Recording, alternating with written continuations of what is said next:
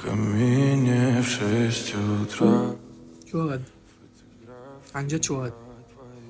بعمركم شفتوا رئيس نادي عم يحكي على نادي ثاني؟ بأي دوري بأي مكان؟ مستحيل.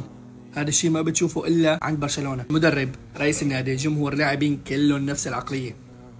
شوف التهريج، المشكلة مو هون، المشكلة إنه هو رد على نفسه. تفضل.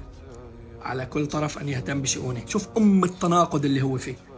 راح نرد على كلام المواهب والشراء والبيع وهاي القصص، انه هو حرفيا مهرج وكلامه كله تهريج بتهريج. طيب بالعوده الى موضوع المواهب، مين بيبيع مواهب؟ مين بيشتري؟ مين بيصدر؟ بنشوف انه ريال مدريد متصدر باكثر نادي بيصدر مواهب بالعالم، 166 موهبه، خلفه نادي برشلونه. من عام 2018 لحد هذا اليوم تقريبا برشلونه صارف 700 مليون يورو. اذا بنروح بنشوف مين اكثر انديه صرفت فلوس، بنلاقي انه برشلونه سابق ريال مدريد، صارف اكثر منه بكثير. فكلام المهرج لابورتا هو حرفيا عباره عن تهريج وبس. صح انه اغلب المواهب ما بتلعب بريال مدريد، لكن هذا الشيء ما بيخليك تقول انه ريال مدريد ما بيصدر مواهب، بالعكس هو اكثر نادي بيصدر مواهب. اذا بنشوف لاعبين ريال مدريد حاليا بنلاقي انه اغلب النجوم اشتراهم ريال مدريد تقريبا ب 200 مليار يورو، واذا بنشوف القيمه السوقيه لهدول اللاعبين بنلاقي انه ريال مدريد دبل هذا المبلغ تقريبا مرتين او ثلاث مرات. والله ما بعرف لابورتا لوين رايح وعلى مين عم بيهرج. هذا الكلام بيضحك فيه على جماهير برشلونه مو على باقي العالم. قال والله شو نحن ليس مجرد نادي.